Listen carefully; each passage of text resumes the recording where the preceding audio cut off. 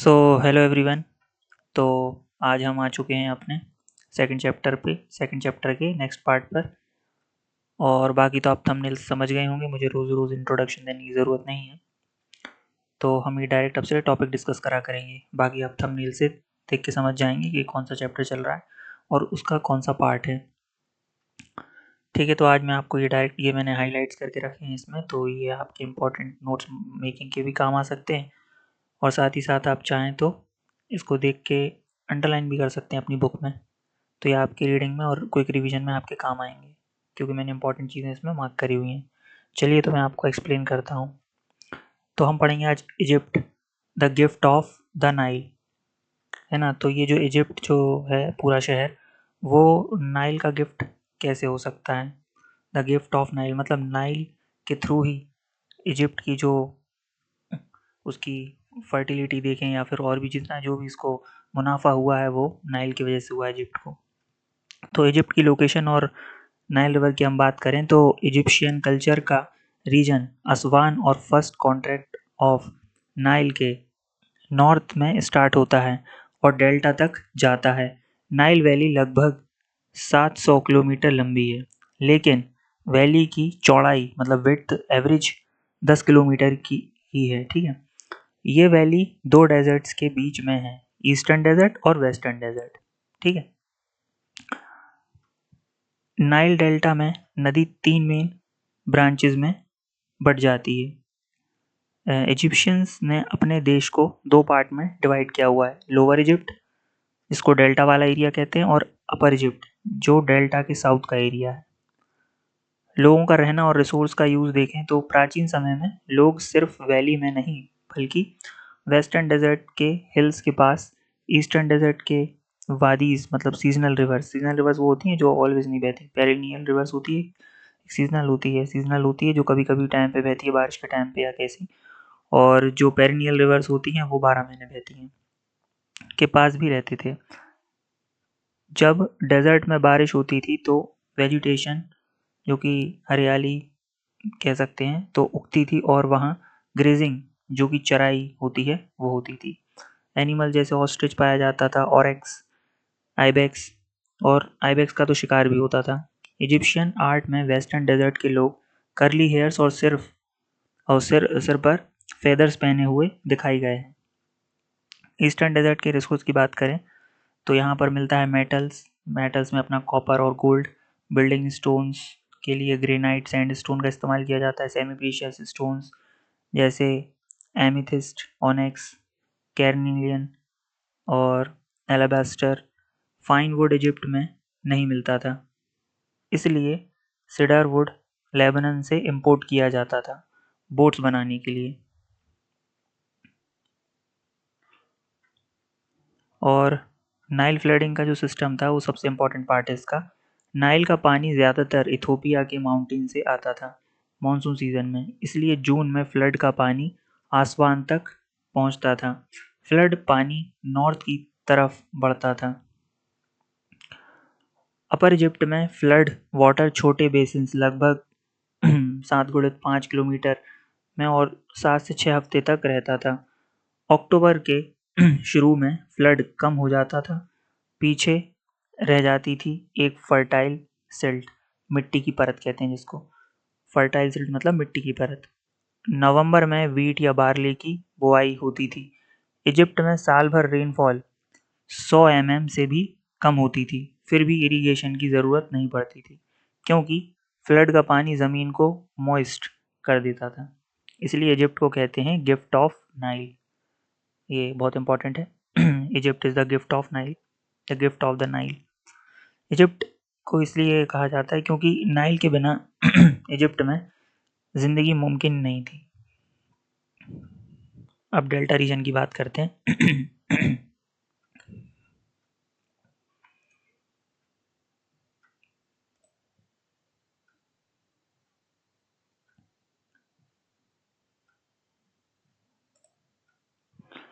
तो delta reason में flood का पानी ज़्यादा समय तक रहता था, सिर्फ कुछ हिस्से ही खेती के लायक थे। यहाँ घने रीढ़ मतलब घास जैसे प्लांट्स उगते थे। डेल्टा जो पेस्टोरल रीजन था जहाँ पर बड़े कैटल के हट्स पाले जाते थे। डक्स और गीज भी पाले जाते थे। फ्लड के बाद ग्रेजिंग होती थी। अब पेपरस प्लांट की बात करें और सिप्रस कहा जाता है, तो डेल्टा में पेपरस सिप्रस उगता था। ये प्लांट लगभग अब एक्सटिंक्ट है। इसके स्टेम का आउटर कवरिंग हटाकर अंदर के स्टिकी स्ट्रिप्स निकाले जाते थे। उन्हें जोड़कर पेपर जैसा मटेरियल बनाया जाता था। इसी से वर्ड पेपर आया है। ये हमारा एक पेज कंप्लीट हो चुका है। अभी नेक्स्ट पेज, ये इसके इंपॉर्टेंट लाइन्स है तो आप इसको मार्क कर लेना। तो पेपरस और क्रॉप्स की खेती की बात करें तो पेपरस के स्ट्रिप्स को साथ साथ रख कर गीला करके बीट करके एक स्मूथ शीट बनाई जाती थी पेपर जैसा। इजिप्ट में वीट, बार्ले, बीन्स, ग्राम जैसे विंटर क्रॉप्स उगाई जाती थी। फ्लैक्स प्लांट भी उगाया जाता था जिससे लिनन कपड़ा बनता था। साउथ एशिया के कंपैरिजन में इजिप्ट में फार्मिंग में कम मेहनत लगती थी। इरिगेशन सिस्टम, पानी का प्रबंध देखा जाए तो बीज बोने से पहले इजिप्शियंस को अपने नेचुरल फ्लड बेसिन्स का ध्यान रखना पड़ता था। वो बेसिन्स की वॉल्स को तोड़ते या ऊंचा करते थे। फ्लड का पानी एक जगह से दूसरी जगह ले जाते थे। ओवरफ्लो चैनल्स को डीपेन करते थे। नाइल का स्लोप ग्रेडियंट्स जेंटल था, इसलिए बड़ी कैनल नेटवर्क्स की ज़रूरत नहीं थी। इरिगेशन लेबर इंटेंसिव नहीं थी। ये सेंट्रलाइज्ड स्टेट कंट्रोल्ड सिस्टम नहीं था, लोकल लेवल पर ऑर्गेनाइज होती थी। इसलिए इजिप्शियन स्टेट और किंगशिप का ओरिजिन इरिगेशन की वजह से नहीं माना जाता। इजिप्ट की हाई प्रोडक्टिविटी की अगर बात करी जाए तो इजिप्ट बहुत प्रोडक्टिव लैंड थी। रोमन पीरियड में इजिप्ट रोम सिटी के लिए वीट का मेन सप्लायर था। कम लेबर और सीड से हाई यील्ड मिलता था। पॉपुलेशन डेंसिटी भी हाई थी। पिरामिड जैसे बड़े मॉन्यूमेंट्स तभी बन सकते थे जब बहुत बड़ा लेबर फोर्स अवेलेबल हो और फार्मिंग प्रोडक्शन पर कोई नेगेटिव इफेक्ट ना हो। लैंड और वारफेयर की बात करी जाए तो ज़्यादा पॉपुलेशन का मतलब कभी कभी लैंड स्कार्सिटी भी हो सकती है। लैंड के लिए लड़ाई वॉरफेयर हो सकती है। एक ग्रुप दूसरे ग्रुप को हरा कर कंट्रोल कर सकता है। लेकिन इजिप्ट में स्टेट के बनने से पहले पॉपुलेशन प्रेशर का स्ट्रॉन्ग एविडेंस नहीं मिलता। इसलिए अर्ली किंग्स या हीरोज के ओरिजिन का क्लियर एक्सप्लेनेशन नहीं मिलता। अब 3500 से 3000 बीसी के बीच डेवलपमेंट की अगर बात करी जाए तो इस पीरियड में कुछ सेटलमेंट्स इंपॉर्टेंट सेंटर्स बन गए। नेखिन, हेयार कॉनपोलिस, अपर इजिप्ट कहते हैं जिसको, प्रोनाउंसिएशन ऊपर नीचे हो सकता है। आर्कियोलॉजिस्ट को मिला, क्या मिला? Perimeter wall, sacred precincts, religious जगह, स्टोन कॉलम्स के remains, beautiful stone vases, ivory labels, cosmetics, palettes जिन पर किंग मिलिट्री पावर दिखाते हुए बने हैं। सिमेट्री में एलाइट बरियल्स मिले, gold, silver, टर्क्योइज, carnelian, garnet jewellery. इससे पता चलता है कि एलाइट क्लास और किंगशिप डेवलप हो रही थी। मादी सेटलमेंट्स डेल्टा के पास देखी जाए तो कायरो के साउथ डेल्टा के हेड के पास मादी सेटलमेंट था। यहाँ upper Egypt style pottery, Palestinian origin के घर और पोर्ट्री, कॉपर का यूज़, डोंकी के बोन्स। इससे पता चलता है कि मादी ट्रेड सेंटर थी जो कनेक्ट करता था नाइल वैली, सिनाई, कॉपर और टर्क्यूज का रिच सोर्स और पैलेस्टीन। पॉलिटिकल यूनिफिकेशन और फ़ैरो की बात करें तो इस पीरियड में पॉलिटिकल यूनिफिकेशन हुआ।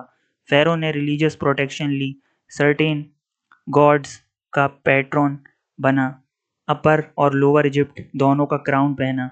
मटेरियल कल्चर नाइल वैली में यूनिफॉर्म होने लगा। राइटिंग का जन्म हुआ। कॉपर मेटलर्जी में टेक्नोलॉजिकल प्रोग्रेस हुई। ये सब इसमें देखा गया है। ये सब डेवलपमेंट लेटर इजिप्शियन सिविलाइजेशन की फाउंडेशन बनी। अब हम आ जाते हैं इस वाले में, थोड़ा सा पार्ट और बचा है इसका। तो ओल्ड किंगडम और पिरामिड्स की बात करें तो ओल्ड किंगडम पीरियड में सबसे बड़ी इनोवेशन थी पिरामिड। पिरामिड एक बड़ा स्टोन मेमोरियल कम टॉम्ब, कब्रिस्तान और यादगार कहा जा सकता है होता था। इसका पर्पस सिर्फ डेड फ़ैरों की बॉडी को सेफ रखना नहीं था, बल्कि लोगों को ये दिखाना भी था कि फ़ैरो धरती पर पूजा जाने वाला डिवाइन रूलर था। फ़ैरों को भगवान जैसा माना जाता था। पिरामिड अब कहाँ से बनते देखा जाए तो बहुत से पिरामिड नाइल के लेफ्ट बैंक पर मेम्फिस सिटी के पास बने। मेम्फिस वो जगह थी जहाँ अर्ली फेरोज का क्राउन सेरेमनी होता था। सारे अर्ली फेरोज को मेम्फिस में दफनाया गया। मस्तबाज और अबेदोस अबेदोस प्रोनाउंसिएशन हो सकता है ऊपर नीचे। पिरामिड्स के अलावा स्टोन से बने टॉम्ब्स को मस्तबाज कहा जाता है। ये नोबल, अमीरों, एलाइट्स के टॉम्ब थे। एबिदोस एक और इम्पोर्टेंट सेंटर था। यहाँ नए एलाइट्स के लिए ब्रिक बिल्ट और रूफ्ड टॉम्ब्स मिले। इनमें ज्वेलरी और बोट मॉडल्स रखे जाते थे। टॉम्ब्स में डेड के लिए आफ्टर लाइफ के लिए सामान स्टोर किया जाता था। इजिप्शियंस का स्ट्रॉन्ग बिलीफ था कि आफ्टर लाइफ, मृत्यु के बाद की जिंदगी जो होती है, बड़े टॉम्ब्स के आसपास छोटे लोगों के सिंपल ग्रेव्स होते थे।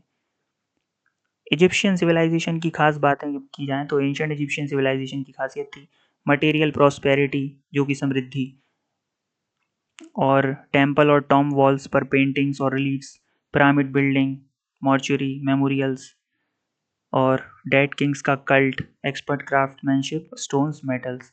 फॉरेन कॉन्टेक्ट की बात करी जाए तो Nubia, Sinai, Palestine, Mediterranean islands, ये सब कॉन्टेक्ट रहे। ट्रेड होता था, मेटल्स और स्टोन्स मिलते थे, कल्चरल एक्सचेंज होता था। तो हम अपना ये पार्ट कंप्लीट कर चुके हैं। अब अगले वीडियो में मैं आपको मेसोपोटामिया एंड इट्स सिटीज़ के बारे में बताऊंगा। Thanks for watching.